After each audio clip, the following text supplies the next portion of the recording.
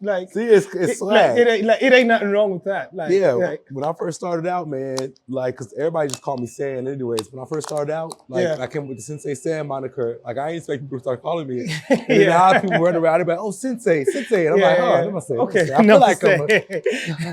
I feel like I'm a real Sensei now. Yeah. I hear that. Man, let's begin. All right, welcome to another episode of Why We're Not Recording This. And this is episode 56. I didn't double check it, but I feel like it's episode 56. Let's go with 56. Yeah, we're going on 57, 56 and a half. Exactly. So yeah, but today I'm joined by the homie Sensei Sand. What's going on, guys? Your boy Sand, like the man. beach, right? Hard to reach. Exactly. But yo, fam, thanks for pulling up, man. Easy, bro. I like this ensemble you put together. Man, this ain't bad. But now, how you keeping, man? Like on mind, body, spirit. How you keeping? Right now, bro, I'm so honed in. I'm in this like real good place. Like, cause like I wrote on my wall the other day, like, you know, like how your body feels, how your mind feels. And I think I've been getting this real like spacious realm of just trying to understand who I am in every element and not just like, you know, being the creative right now. Yeah. So it's got me like, zen. In your zen. Right, okay. Like, so wait, like, let me ask then. Do you like meditate then? Or like, since you mentioned zen, is it something that like you do quite often just to ground yourself? Okay, right. I'm gonna call this hood mindfulness. That's the best way I could term it. Cause like, you know, I wouldn't necessarily say that I'm like, you know, meditating every day, but I am definitely taking time to like sit and be aware and be spacious. Yeah. Sometimes you gotta go outside and touch a tree. We don't be 100%. I think we talked about that a little earlier off camera and stuff. But like, you know, when you live in a city like Manchester, you get to these places where everything's so industrialized and it's just concrete. Sometimes I gotta get outside and just touch a tree and stuff. So like, you know, I just try to make sure I take time for myself more than anything to just kind of be present for.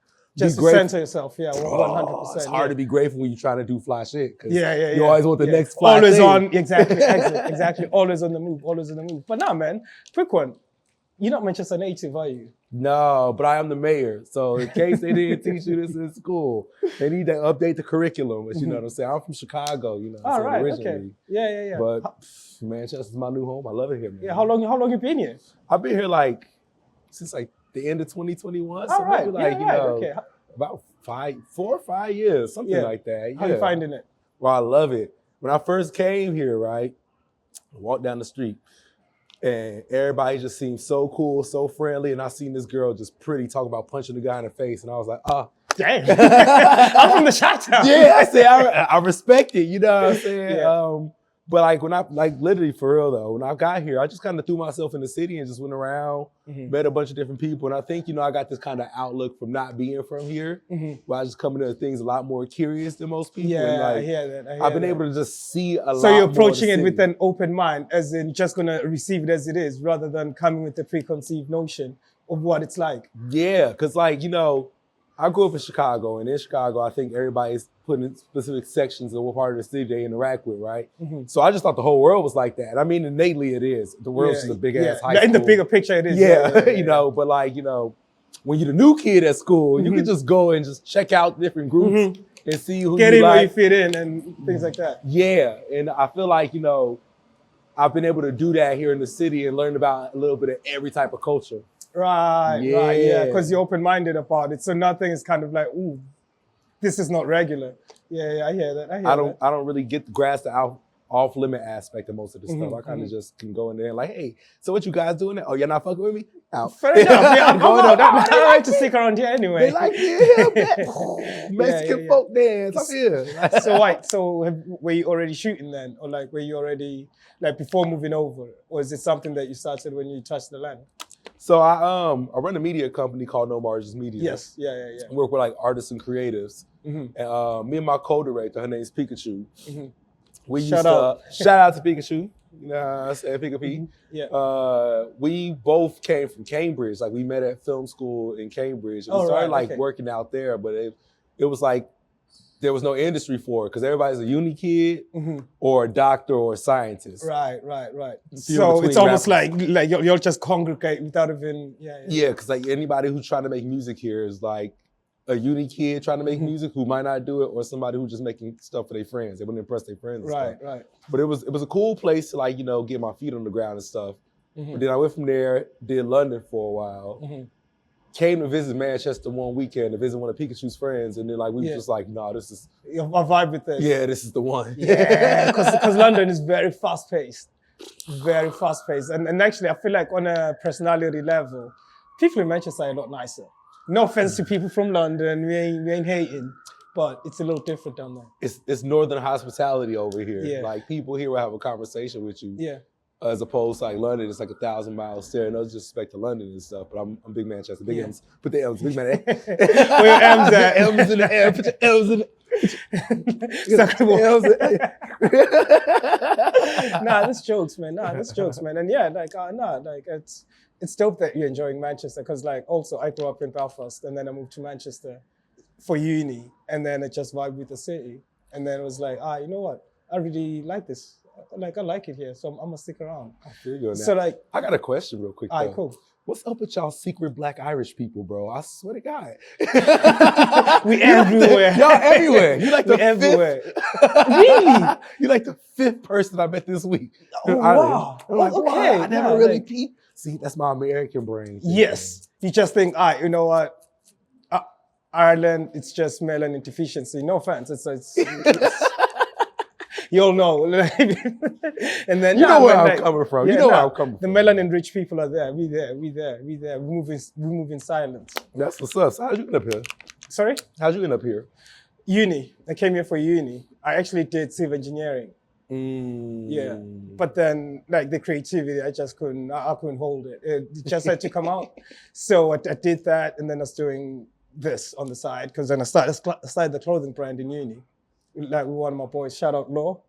But yeah, actually he's in Birmingham. But yeah, so started that and then it's like graduated uni. I'm like, you know what? I'm gonna stick around. I like it here. And then thankfully I got a job straight away. Like straight after graduating, I got a job straight away. I'm like, okay, it's meant to be there. Okay. Like it wasn't too much of a hassle. And then moved into the city. Hated the concrete jungle because I thought it was gonna be fly. Like, you know what I mean? Like when you live outside the city, exactly. When you live outside the city, you're like, it must be nice living there. So I moved here and then it's like, actually, I'm gonna go out where the trees are at. Let me kick it with the trees a little bit because the concrete jungle is like, sometimes it just takes it out of you. Yeah, it makes it harder to find your zen. Like it's not quiet. It's always just loud, But no, so how are you balancing everything, right? In terms of the media side of things, as well as your solo projects. Do you know what I mean? So I think for me, one of the things that kind of really helped me balance in the last year, I had to like have a brain switch and understand the different realms of who I am. Right. And how I want to deliver them. Mm-hmm. So I like to do things at a high fucking level. I don't come here to play around because I feel like if the world is giving me the opportunity to do whatever this is I'm doing right now and it's working, I should run for it. Yeah, you know just get it. Yeah, I hear that. But one of the things that I've been like learning is not to be as scatterbrained as I was. I got so much stuff I want to do and I feel like there ain't never enough time in the day. Mm-hmm. It's so much I want to do. I get sad. I get sad sometimes because it's so much that I want to do, so much that I want to accomplish, so much I want to be. Mm-hmm. And I feel like, you know, if I'm not constantly keeping a hand in one of these pots, that I'm not getting to that next level. And it's like, but what that does is that breaks down your true vision and what you're supposed to be having going on. You think so?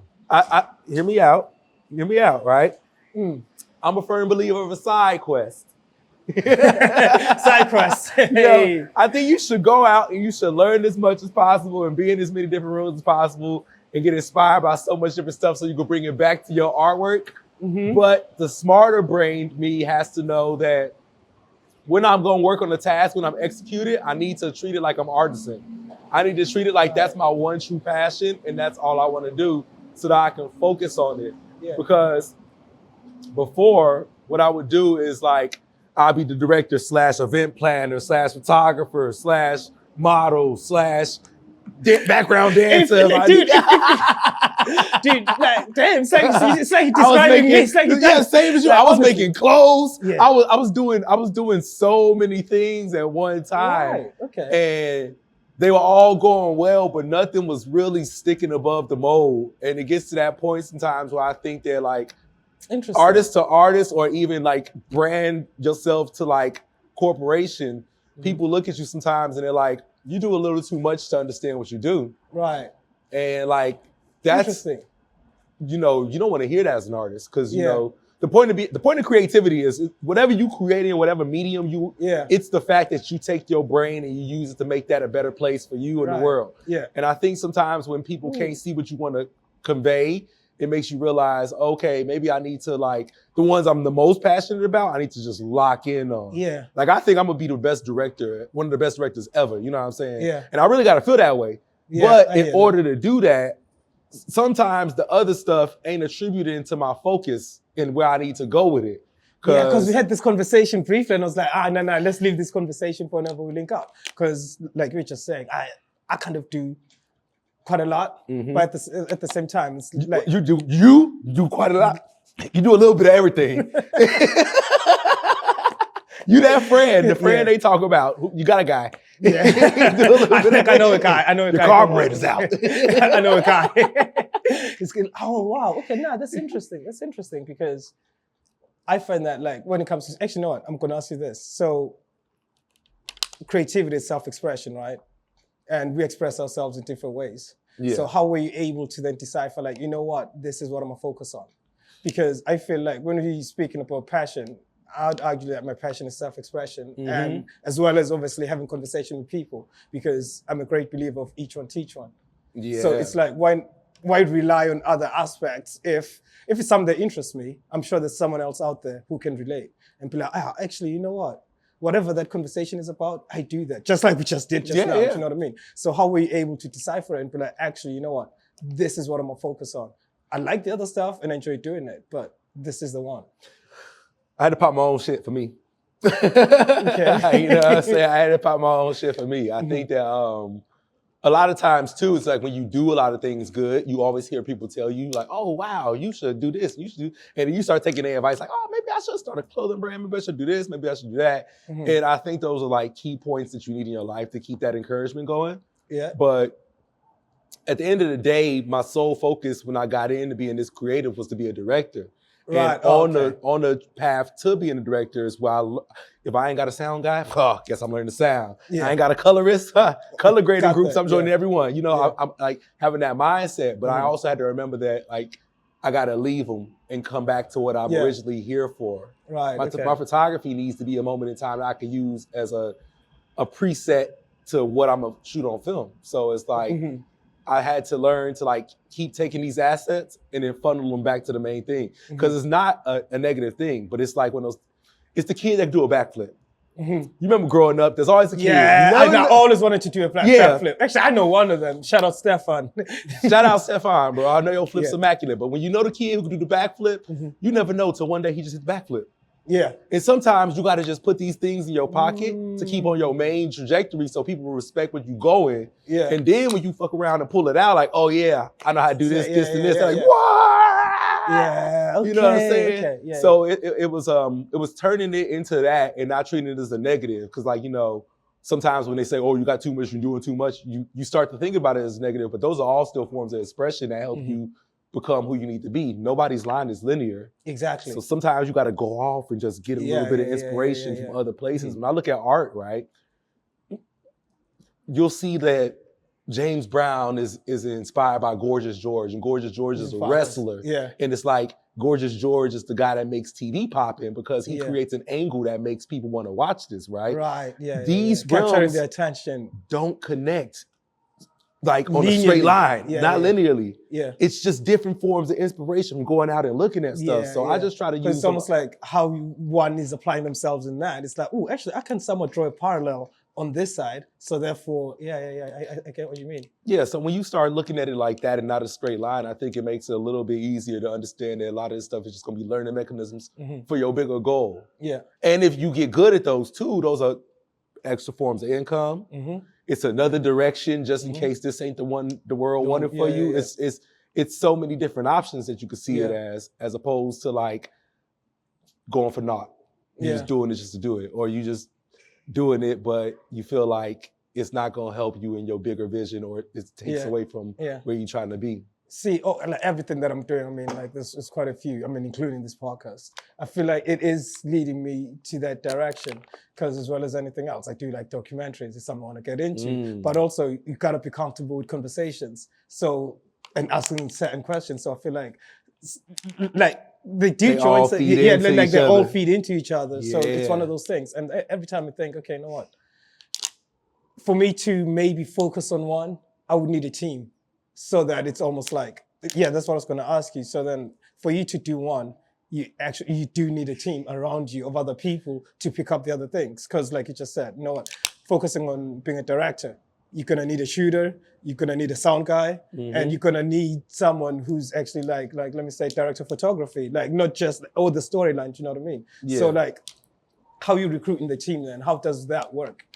A lot of it, you know what I'm saying, it's like people don't know till they see. So I had to get in the field a lot of the times and just really get outside and do stuff. I remember when I first started off, I was asking people, and some people would come help, and I probably wasn't ready. Yeah. And some people just didn't fuck with the vision. You know what I'm saying? But that's the thing. This is the vision. Like, you got to really see yourself as a visionary. You know what I'm saying? And one of the key aspects about being a director is that you got to kind of know a little bit about everything, but not be a jack of all trades. It's not your job to be an expert. You know what I'm saying? So for me, I had to realize that in creating this vision, I have to know what my direction and my purpose was, what my program is. You know what I'm saying? And I will set a bar of where, or just a goal where I want to go. But I will understand there's going to be other things on the way. I'm never going to be like, oh, I'm dropping the hardest video this year and then like, that's it. And that's the only thing I focus on.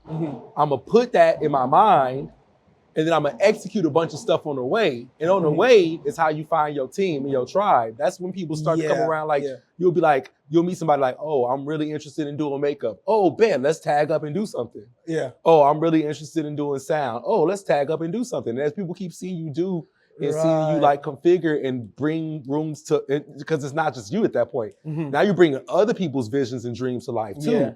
And once people start to see that, they realize they can come join Death Row too and win. You know what I'm saying? It ain't gonna be the right people every single time, but that's why, you know, as you go towards that trajectory, you have those other side things. You know who's meant to go on that bigger mission with you, that bigger pilgrimage, who's supposed to, sometimes people gotta just, they're gonna stop there and be like, yep, that was it. That was all I need to do with you. And sometimes people gonna come in at another spot and they're gonna run way longer, you know what I'm saying? So then how do you decipher someone who fits into, or someone who understands the vision and people who don't? Because sometimes they'll get in, sometimes you don't find out that they don't really ride with the vision until you're in it. That's true, but that's where that whole like sensei aspect come in. I think sometimes we gotta just, you'll get yourself in check by having to lead other people. Because you'll see your worst aspects, somebody doing that shit to you. And you be sitting there like, why are you so egotistical? And you like, because I gave that to you. I sat here in front of you and I made you believe that type of shit. You know what I'm saying? Okay. So like, if I go around like, I'm the best, and everybody come around me, and they start going, I'm the best. Right. Why they want to work? And then now they don't want to take feedback because it's like, no, I'm the best. They're like, well, they don't want to do that. You know, so we got to go into it with a lot of humility, a lot of curiosity, a lot of willingness to learn, and then dedication on top of it, because I ain't gonna stop. So it's like, if you gonna come over here, this train is moving. Quite literally. Roll or get rolled over. Like, you know what I'm saying? So I try to make sure that it's people that understand that type of concept, because to go where I'm trying to go, you gotta want for more than you want for yourself sometimes. You gotta think outside of you. You gotta think bigger picture for what it's gonna do for the ecosystem. That's the type of artist I'm trying to connect with. Because I think we gonna change how the world sees stuff if we do it right. This is our own form of protest. And it's like, I need people that also know where they want to go. So whether we connect and go all the way there together, or we help each other along the way. Along the way. And then we could just like, just split up, go your way, but just know if you need something, I got you, Exactly. And everything is all sweet. Like a Dragon Ball Z episode. Piccolo don't kick with them every week, but he might that's pull true. up. That's true. Yeah. He comes on his own side quest, and then he like, they need my help. I don't know why, but I'm just go see what's going check it on. out. Let me Yeah. Okay, so that's how the team works. Okay, cool. So how did you decide then? You know what? I'm gonna make the media company. What was the turning point? Like, you know what? This is it. I'm gonna start this. I went to this documentary festival actually. In Sheffield, because that was my whole sole focus too, was documentaries at first. And I went to this festival, And I didn't have shit going on, but I was just there for the vibes, stupid uni kids. Like, Yeah. So I'm talking about kick it. Yeah. I'm just why not? Why not, man? I ain't got nothing. And I'm just watching all these sad people. Lose. They got everything to lose though, because they only made one thing this whole year, right? Type of shit. And then just like, I remember seeing people just be so stressed out about one project, and then I would talk to like somebody and find out they're like head of the company, and they'd be like, "Oh, what do you want to do?" And I'm like, "Well, I want to do music videos, and I want to do photography, and I want to do documentaries, and I want to do short films, and I want to do this, and I want to do that." And they'd be like, "You got to pick one. Choose one." And I was like, "No, I don't. I really don't. I'm having fun with it. So. I really don't." When I'm looking around this room, all the guys that picked one is in here. If that one don't work, they going back to their job and they just giving up film. Right. And I'm just like, I ain't trying to do that. I like doing this shit because I like doing this. So I'm here because I want to. Yeah. And it was interesting though, because even though I didn't have much going on, I started like getting a lot of people who wanted to talk to me, and they would be interested in me, and they like wanted to like know what I had going on. And I felt like a fraud because now I'm standing here and I'm all philosophical and shit, but I ain't really got nothing going either. Yeah. I hear that. No, it's like, do I even fit in this realm? Like, I was just looking around like, I got to sit at the crib real quick because too many people like wanting to sit down with me, and I ain't got nothing to show them. And I remember like, I was just sitting at the crib. I was like writing down like names. I'm like, I just got to come up with a company or something. That way I can put it all on the business card and look like I'm somebody. I'm writing down names and stuff. And then I was watching a Kanye interview at the time, and it was like right before he started the fashion. He was talking to Sway. He kept saying something about people trying to marginalize him. And I was thinking about all the people that was telling me like, you ain't got the answers. And that's how I felt. You ain't got the answers. Because it was like people kept telling me what I couldn't do, and I was like, they trying to marginalize me. I said, no margins in this bitch. That's no margins. Oh, right. Okay. Yeah. And then it was cool because it was one of those things where like I came up with a thing, and now you go out everywhere. That's dope. Sorry. That's dope. No margins. No margins. Check it out. But it was cool because it was dope to see something like that I came up with out of my head just start to come to life. Like I remember like I'll do interviews with rappers and shit. Everybody say the media. They all say it wrong. Nobody tried to care. Yeah. And then it started to slowly, like as I started doing more work and connecting with more people and just getting more rooms come around to like, no margins. Yeah. And from no media to no margins. You that guy. So that's you. Yeah. All right. Okay. And it's just been going like that ever since, man. Just slow steps up. We ain't nearly where I want to go, but we gonna go there. Like, what's been your strategy then in terms of picking up projects? Is it always your own idea of the project, or do you source it out in terms of like just getting clients, or is it kind of like, you know what, this is what I do, this is the direction I'm gonna go? So when I first started, I thought that the game was completely different in my head. I think that like, you come from the creative aspect and less about the business aspect when you start this stuff. So your feelings be hurt about a lot of shit. Yeah. Because you be thinking that people aren't hiring you. Like, I mean, you think this, but people aren't hiring you because they want your vision. They simply want you to be the creative vessel for them. You know what I'm saying? And the way that I learned that is that like, through art, literally, like looking at paintings like Mona Lisa, and you find out that's a commission. You know what I'm saying? Or you see like Leonardo da Vinci in the Sistine Chapel, and it's like, in our heads, we grow up our whole lives thinking like that this dude just painted that off the love of the sport.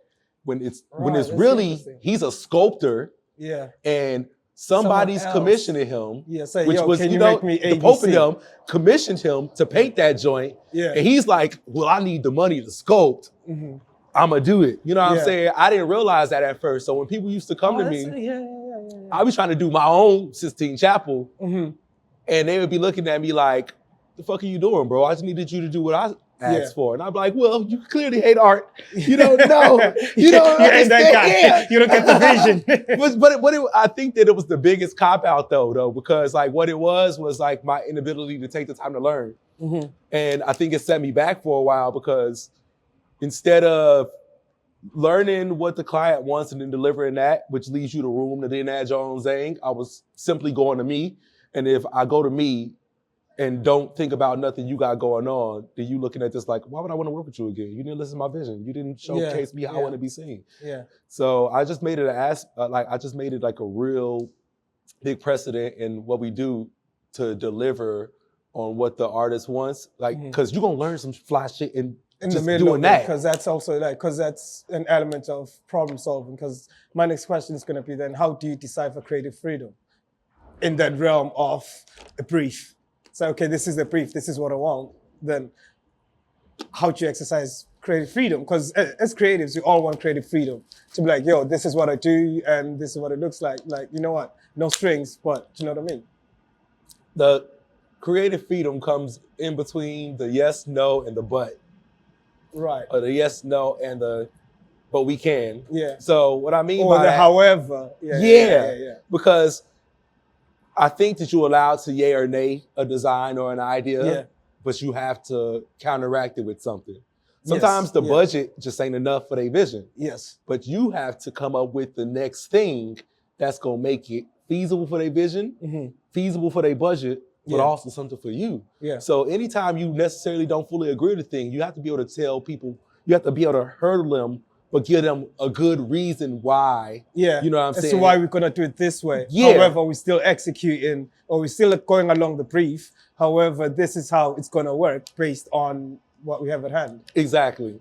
A lot of people want, you know what I'm saying, a $10,000 meal for $100. Yeah. And that's not how it goes. So what you have to do is you have to be smart in the business acumen about knowing how to maintain those relationships, but at the same time, kind of herd it towards a direction that's gonna make it work for the client where they still gonna feel kind of personable to you because they buy into you and your personality and your craft, but low key they want you to just make they shit. Yeah. Yeah, ultimately that's what they want. Ultimately. Yeah, and once you don't, one of those things don't add up, that's already a merit against you that's gonna make them say, I don't wanna spend my money with you. Yeah. But as artists, we need to bring money to our industry so we can support the industry, so we can pay each other and we can help other people get into making this a real thing. So it's like, you got to learn these business acumen parts that like will balance those worlds. Sometimes people look at you like you're a sellout, to be completely honest with you, because it sounds like you just kowtowing, but it's not kowtowing. It's learning how to be in a compromising position because that's what a relationship is. Yeah. When you got a girlfriend, sometimes you have to meet in the middle on some shit. Yeah. Sometimes I want to go this way. No, I want to go this way. I think this way is best for ABC reasoning. What was your reason for this? Oh, no, it's just because I liked it. All right, because you liked it, this way is better because this is my calculations. This is what it looks like. So it's like, okay, fair enough, let's go this way. But at the same time, at times it's like, no, we can do the route that you think, no, just because I like it. And that's being open and being flexible enough. Sometimes because I like it, it's the vibe that's gonna get people attracted to it. You know what I'm saying? I think a lot of stuff is energy based, especially when it comes to creation. So that because I like it is a big point that you got to pay attention to sometimes. Oh yeah, sometimes it's valuable. And sometimes it's the seed that actually was needed to actually execute it to the best of your ability just because you like it. I know it sounds minuscule, but sometimes it's just like, no, because I like it, it's like, oh, you know what? Let's check it out then. Let's see what's so dope about it. That's the thing that take it to the top. That's the thing that everybody gonna be like, oh, I like that video because of that, and then I like that project because of that. Then it's like, oh wow, okay, I didn't see that. So what's been your most challenging part in terms of just everything else? I think my most challenging part, bro, is learning how to just like ground, because I'm turned up. Yeah, I'm so fucking. It's always go time. Always, I'm always ready to go, ready for action, just ready to roll into the next thing. And I sometimes I think that like it's one of those things where you lead in the army and then you forget to see if they drunk water.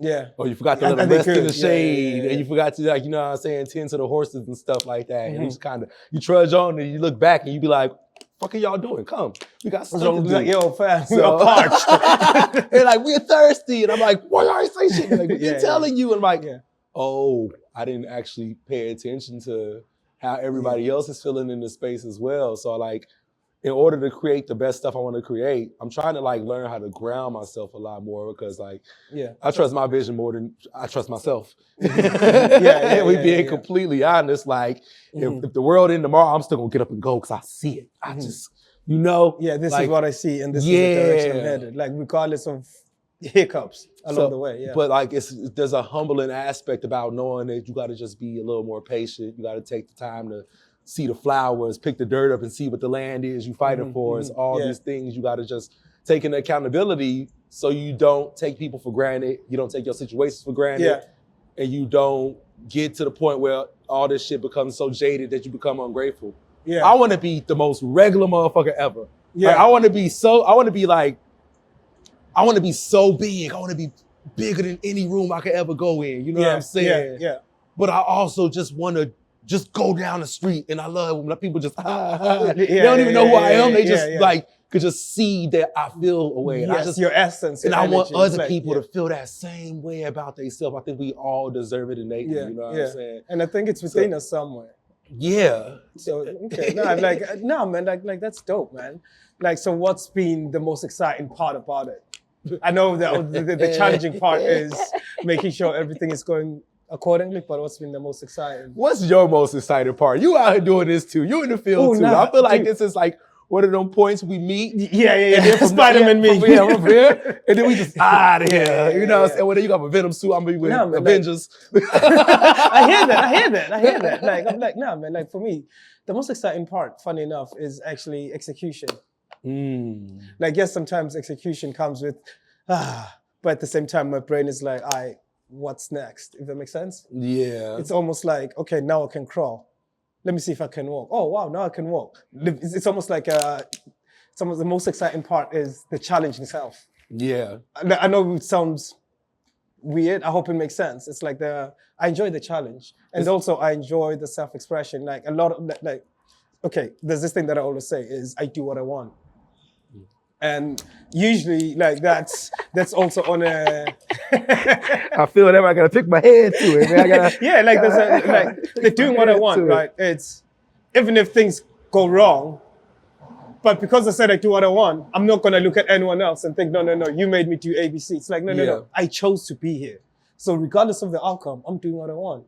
So even if it goes wrong, it goes right, and it's not even an egotistical thing. Or even if someone does me wrong, right? It's like, ultimately, it's what I wanted to do anyway. So I don't blame you. I don't blame anyone else. It all starts with me. So the most exciting part is execution and then coming up with new things that I want to do. So the element of growth is that's the exciting part. Yeah, anybody who know me know that's my mantra. I call that one because fuck them. Right? I call it because fuck them. Because fuck them. You was going to do it anyways. That's the mindset I have about life, right?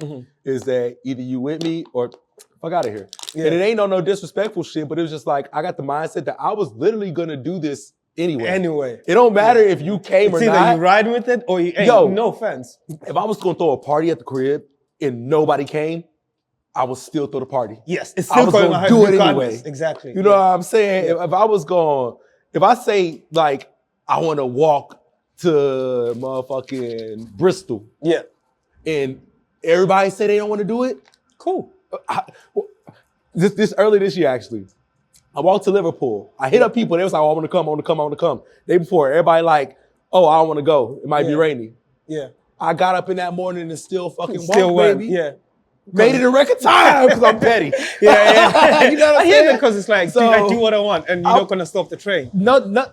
And it's quite literally. Nothing stops this train. And it's an unfortunate but fortunate aspect to have about life, you know what I'm saying? So for me, the most important part of this whole journey has just been like, I like getting in the field just like you. Like I want to be old one day and just remember I did fly shit on accident. Yeah. Like, you know what I'm saying? Just because I wanted to. And then it came, I was like, oh, wow, okay. This is doper than I thought. I want to say back in my day, and my day was really hot. It's so hot that you see it right here in real life because I was so fuego back then. But the thing about it is like, you got to be exactly what you say you are. And I think I'm a superstar, so have no fear. The crowd is here, and the lights are fading.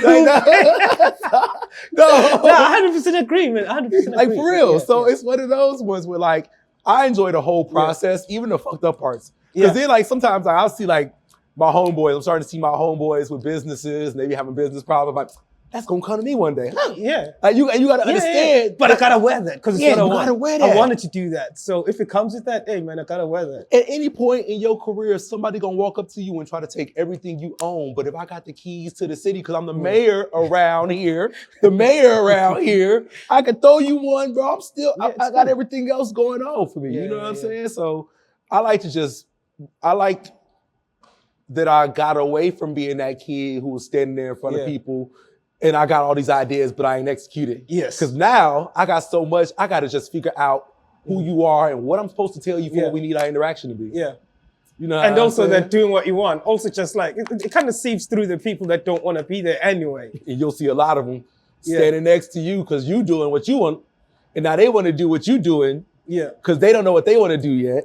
Yeah. Ooh, so how do you maneuver through those people? Because as far as me, like there's this saying that, pardon me, mama, but what you eat don't make me shit. So it's like, do you? It's calm. Yeah. You got to put them to task. You got to put them to task, man. You got to run the gauntlet with them because a lot of people come around you and they'll sneak their way to a world championship off of being on your team. But they ain't put in the hours. They ain't do the training. They ain't deal with the scrutiny. Yeah. They wanted the money or it's mutiny. You know what I'm saying? Yeah. And a lot of times you're gonna get a lot of people like that. But the thing is that if we helping each other grow together, I'm not about collaboration. I'm about F&F. Facilitation of funds. Either we help each other to win, or one of us gotta exchange some financial beneficiary situations to make this work. I hear you. You know what I'm saying? And I had to learn that because a lot of times people actually never wanted to come and work with you. They wanted to work for you. Right, okay. And if you're not ready or they want you to work for them. Yeah. But really, it's like, wait, okay, if you want me to work for you, then I gotta eat. You gotta eat. I gotta eat. But then if you're riding on this vision together, let's go. Exactly. We both go eat. So if I'm looking up like that, like, oh, you want me to work for you, but I gotta eat, you gotta remember that somebody looking at you the same way. So it's like, okay, well, if I ain't gonna come down to your level and then let you be the director one day while I shoot your behind the scenes, but I want you to come do that for me, why would I not just try to give you a little something? Or put you in a room to win or something like that. A lot of people just try to milk you until you run dry. And like, you gotta not milk people, but you can't be no damn fool yourself. Yeah, you gotta stand on your own 10 toes. Yeah, so if I can't see you working as actively as I'm working, and this ain't about like just seeing people, but how they act and where they want to go with their vision. If I can't see that vision coming to fruition because you ain't out here doing the long hours behind the scenes and this and that, why would I want to invest so deeply into you? Because they just gonna come and drain you. One time I was doing one of my shoots, right? And I heard somebody be in the background like, I don't even know why I'm here. I'm just here for the vibe. And I remember the first film set I ever went on. And I realized that a lot of people don't actually give a fuck about this industry. Yeah. They just want to one-up you or not even want to one-up you. This is just here. They just here. They just had camera gear at the crib. Yeah. And they know that this place needed. So they and I realized like a lot of people don't be feeling passionate about the projects and shit. I just sat there and say, oh, I can't let nobody touch my shit who don't want to put no real hands on it. They want to put their hand in the pot, but they ain't trying to add nothing, bro. So it's like, like they want to take away from it, or even just be there, just to exist in the space. Yeah, and that's how you get 100 people on a project that ain't gonna get 10 looks. Yeah, you know what I'm saying? Because now they don't want to support because they've been around it. Yeah, you know what I'm saying. But I want people that been around it and they involved themselves so much that they gonna show their grandma. They gonna show they co-workers. They gonna go and try to figure out their own, like, where they want to go with their shit because they got to be around that type of greatness. Because it's like they want to be there. Taking it in. Exactly. No, man. I really understand that. Like, it's quite dope, man. Because like you said, along the way, you're gonna meet all sorts of people. And sometimes you need to decipher. And also understanding yes and no. Because that's a big one. Because you can't just dive into everything. But at the same time, self-assessment. No, man. Yo, fam. This has been dope. I know you got places to be. I know you got places to be. I'm a man about how you got me the titties. Because we manifesting the best out here. Man. This has been a dope conversation. And I hope you guys have enjoyed it. Like, man. We'll catch up soon, man. We must similar than we are different, you know? I told you we was going to be here. Damn. Sometimes you just see somebody in the world. I saw everything they was doing. I was like, we're going to connect one of these days. I think we're going to get along well. And it took us a minute. Like what? The conversation has been going since last year. It's like, yo, we gotta make it happen. It's the big end of the year, though. We got a lot more to do this year. Exactly. Oh, man, yo, appreciate it, fam. My God. Bring it in. Appreciate it for you. Oh, man, it's been real. Yo, thank you for tuning in. And we'll see you soon. Stay in school, don't do drugs, smokers and jokers, stop signs are optional, and Santa Claus and Sasquatch are real if you believe in them. Deep down in here, no margins, baby. Sensei Sand. That said, if you enjoyed it, do like, comment, and subscribe. And we'll see you on the next one. Peace. Oh, man. Man, that was dope. Dude, damn. We actually cooked a lot more similar than that. Told you, bro.